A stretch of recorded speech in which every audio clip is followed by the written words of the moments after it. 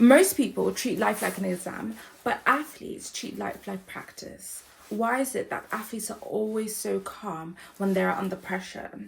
They don't have less anxiety, they just think differently. And this can be applied to whether you're studying, starting a business, content creation, trying to improve your life, or switch careers. One thing that they do is that they have identity over outcomes. They don't focus on the outcome, whether they're going to achieve the goal, win. They focus on the person that they are. So it can be, I'm a winner, I'm number one. But if we look at Alysa, a successful figure skater, she masters detached mastery. She doesn't focus on the outcome. She focuses on doing it well and just having fun when she's ice skating. And if you look at her videos before she even starts, she doesn't take it seriously. And that's why she wins compared to the methods she's used before, which would perhaps stress her out or just was very unhealthy for her. And this creates a healthy athlete. She doesn't seek external validation. She just has fun and tries her best. Instead of thinking, I need to win, she thinks, I'm a person who trains well. I'm a person that has fun whilst figure skating. I'm the type of person that enjoys working hard. I'm the type of person that has fun no matter how hard it gets. From this you can see the outcome is uncertain, but her identity isn't. So how you can apply this to your own life is, instead of thinking, oh, I need success, start being someone that just trains and eventually end up becoming that person or achieving the goal because you're focusing on what needed to be done. Fall in love with reps. Elite athletes, they don't wake up motivated. They do the fundamentals. It's just like going to work. Most days you're not really motivated. You wake up 6 a.m. You don't really want to go to work. You just want to rest. But you focus on the fundamentals, getting your breakfast ready, make sure you wake up early, having your clothes laid out for work. It's the same as an athlete. They focus on routines and consistency. For example, footballers would focus on passing drills. Skaters would practice jumps and also stretch every day, like a gymnast. Basketball players would practice shooting hundreds and hundreds of hoops. How this can be translated into your own life is that if you're a creator, then just create. If you're a writer, then just write. If you're a programmer, then program. You do this because it's not exciting, but because repetition creates automaticity and it makes it more easier for you and it eventually becomes natural to you. That is why consistency, repetition, routines are fundamental.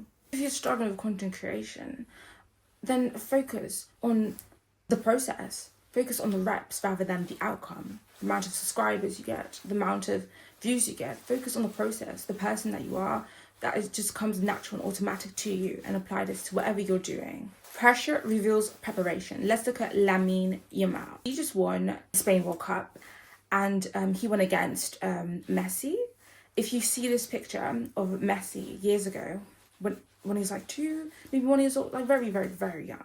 And he was basically watching Messi. So it's like the student learns from the master, essentially. One thing we can look at Lamine Yamal is that he's very calm. He's calm under pressure. If there's a photo of the last game that they played before they won the World Cup, you can see that whilst they were arguing, his team, the other team members were arguing, he was there praying. He was just calm praying because he knew his destiny. He knew what he wanted. He knew what he wanted to become. He knew what he wanted the outcome to be. So he wasn't focused on all this drama. He just focused on one specific thing, and he was calm under pressure. He meditated, he was praying or whatever. He was meditating, he was praying, he was just focused, regardless of the noise around him. He knew what he wanted. He makes things look effortless because he trusts his preparation instead of the outcome. Similar to Alysa, instead of detached mastery, he is calm under pressure.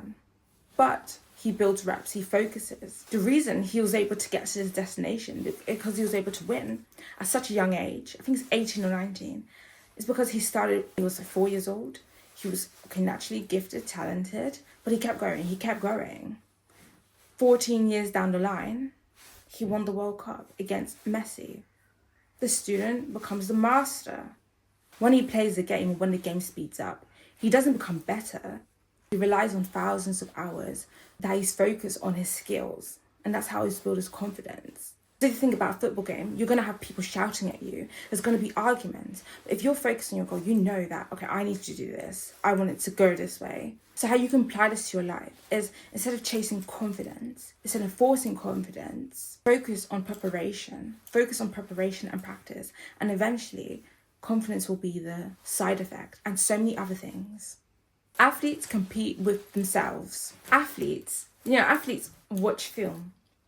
They watch their own film. Not the typical one that you're thinking of. They compare yesterday's performance to today's performance. But most people compare themselves to Instagram.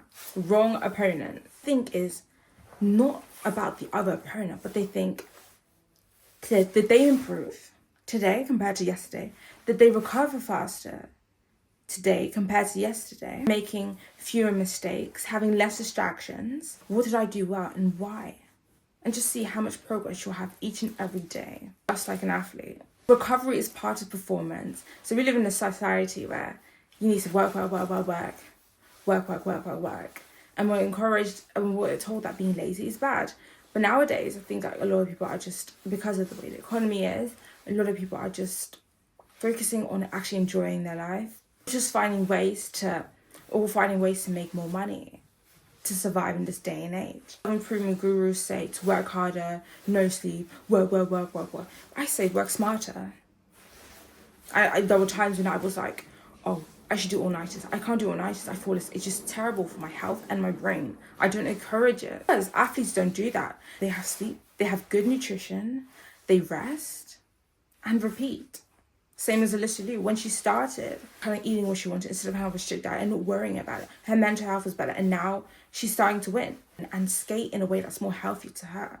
Because she gives herself rest, gives herself time to have fun with her friends. But the thing is, if recovery is essential for Olympians, then why is it that it's not essential for like a worker, a person focusing on a side hustle? Sleep is essential, especially if you're creative. I know that when I rest, I get new ideas. When I watch things, I get new ideas. It's about balance and not overdoing it. Athletes separate their performance from their self-worth. As I mentioned, when you're in a football pit, you've got people booing you, or people cheering you on, throwing food, dogs running around, mascots jumping around. Okay, I don't know if they do. I don't think they do that, but you get what I mean. But regardless of all that drama, you need to focus on why they are there and what they are there to do, and why they are there and why they've trained for so many years, because they came there to do what they need to do. Bad game doesn't mean you're a bad athlete. A bad video doesn't mean you're a bad creator. A bad exam doesn't always mean you're a bad student. Normal people attach their mistakes to their identity, and when that happens, you don't leave space to improve. It holds you down. Let's say you're doing content creation, regardless if you had a bad day, a bad video. You look at Mr. Beast or Twitch streamers or your favorite YouTubers, it took them years to get to where they want to be because of reps. Because they didn't say, okay, one bad video doesn't mean I'm a bad content creator. Now that we've got the fundamentals of like what athletes do and why they're successful, with the help of Alysa and Lamine Yamal, is that they train more than they test, prepare more than they worry, measure progress instead of perfection, recover because it is part of their job to do so. They just detach their identity from their last result. Have you seen like a athlete win a game? I think I've heard stories of athletes winning a game, and then the next day they celebrate in the evening, and then the next day they start training because they need to keep going. It's all about practice. Even if you win, you're gonna have to keep being a winner. So you're going to have to maintain that mindset, maintain the process. It's all about the outcome. You could lose the next year. Messi's team lost. So it's about the process. You need to keep going. So as for you, you don't need an athlete's body. You need to train consistently, review honestly, and recover intentionally. Repeat. It is essentially, as he said, of course, but if it's easy, if the plan is easy, all you need to do is just work towards it. Start actioning towards it. That's all. The plan is there. The resources are there. The ideas is there. You know the answers to the exam. It's just a practice of applying it to your life.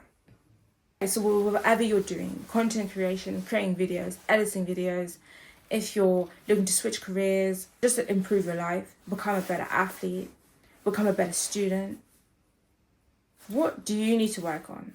What aspect of the athlete's mindset do you know that you can incorporate it into your life? Because you know that if they can do it, so can you.